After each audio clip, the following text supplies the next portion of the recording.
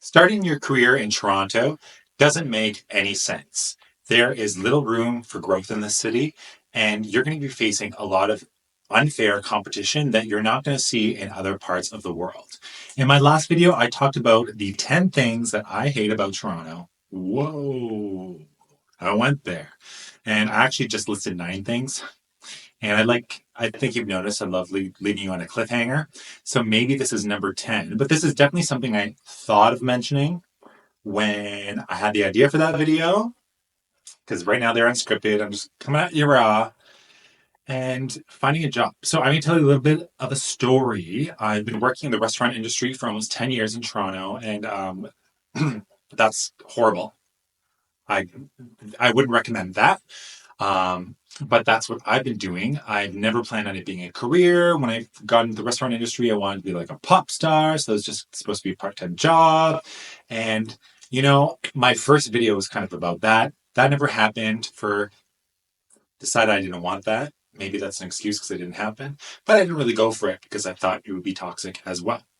And I'm realizing a lot of things in the city are toxic. So I had very little drive to move forward in life, which is, I think, what this city does to you. So let's talk about the tech industry. Obviously, with AI, just the tech industry is the most booming industry in general. And it has been for a long time, for dozens of years, okay? And any other industry that's booming is either because of tech or tech adjacent, like information transmission. People are less inclined to buy books. They'll buy digital information now. And that's still because of tech, even though it's not directly tech. There are jobs all over the world. I decided at one point I wanted to be a Python coder.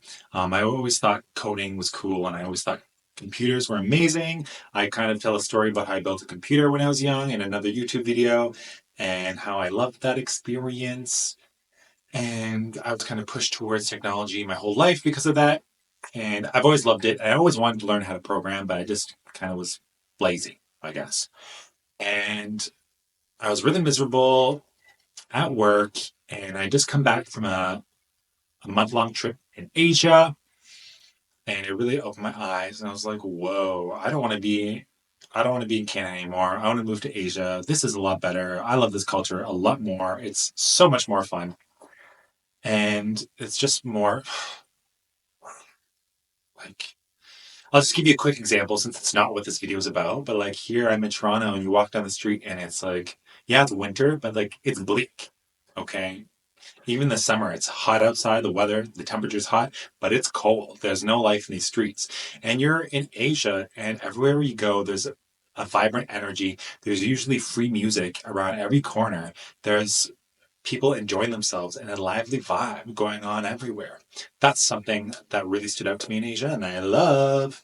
So the tech industry is booming, and there are countless jobs all over the world. Yeah, if you look on the news, you're seeing that big corporations, big tech industries are constantly doing firings and job cuts, and like they're firing tens of thousands of people at once. But they hired thousands of people months after, because the way it works, everything's constantly being restructured. A new technology comes out that is completely innovative and changes the way that these companies do things, that we do things in our day-to-day lives. So they have to restructure to be more efficient. So it is more efficient to cut off whole departments and then figure out how to restructure, and then they hire people, maybe the same people back, in a different skill set and from a different angle. Okay, so there are a lot of tech jobs.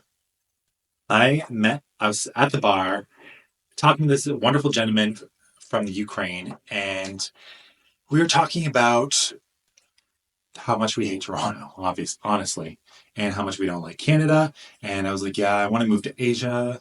I want to move to Kuala Lumpur.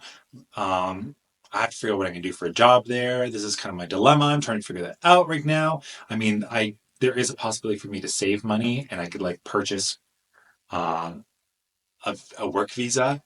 That is an option, but the rate that I was saving at that job, it seemed hopeless. So I was like, okay, I have to figure out a skill. And he works in the tech industry. I'm not going to give too much of his personal it's very niche. So I feel like if I say what he does, then you could almost figure out who this person is. But he's a cool guy. Thanks for your inspiration. And he was like, "Well, you should just learn coding because, for example, I have this company that does so and so, and we're always growing, always expanding. And we hire new coders, and some of them, like, they're not even good at all, but we just desperately need them so much. And they usually start them off paying them like 50,000 US dollars a year." And I was like, "Whoa, that's pretty great. 50,000 US dollars a year. I could like live like a king in Asia." And that's when I started learning Python. And I studied Python for a few months, and I was kind of a natural at it. It was very hard, but I loved the challenge of learning something new. And like, you learn something, and there's a point, you'd be confident in something and you test it out, and it was like, whoa, I don't know what's happening. And you practice, you build apps and projects to hone your skills and use them. And it was really satisfying and a lot of fun and something I always wanted to do. But I definitely realized when I was halfway through the course I was taking, this course that kind of touted that once you finish this course, you're going to be employable. It was a course on Coursera, and it was offered by Google. It was like Python and IT automation. And what I'd seen about it was kind of like, this will make you job ready. And then learning about it more, I'm like, I'm definitely not going to be job ready after this course, which kind of makes sense maybe to an average person, that like, how can you job ready so fast? I finished half the course and I have the skills. I definitely understand Python thoroughly, and I have the skills in here to move forward with that. But what was missing is, to get a job, you need to have a portfolio, and that program wasn't offering any way to expand and build your portfolio. So that's when I started looking outwards, and it kind of stressed me out because I was already paying for this course. And this video is about, yeah, tech in Toronto. So I started looking for jobs, not because I was ready, but because I was like, okay, I want to see what it's like. So my plan was, okay, I want to get a job locally and then get some experience for a year. And then I'm going to get a job abroad or get a job remotely, like in Europe or something that makes more sense in the working hours of someone living in Asia. So I can move to Asia, I'll have an income, it'll be great. Sounded like a great plan until I started looking at getting a job in Toronto and learning that, whoa, if you're new in tech, like, good luck, because it's all about who you know.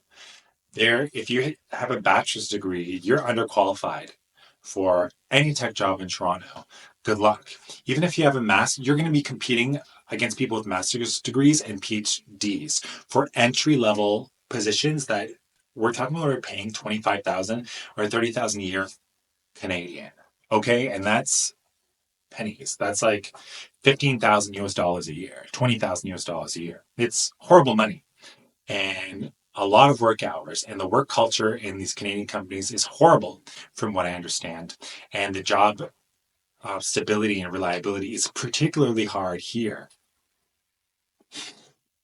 You contrast that with people I know who've done something similar, more similar to me, who didn't get a bachelor's degree or get like a master's degree and decided to take an online course or even become self-taught and build a portfolio. And then within 6 months, they moved to the United States and they're making 80,000 US dollars a year. Or they work here but remotely from the States and they're making a lot of money. And you could get a job in Dubai, Saudi Arabia, and all over Asia, in Europe. But why is it that in Toronto you need a master's degree to get an entry level position as a data analyst?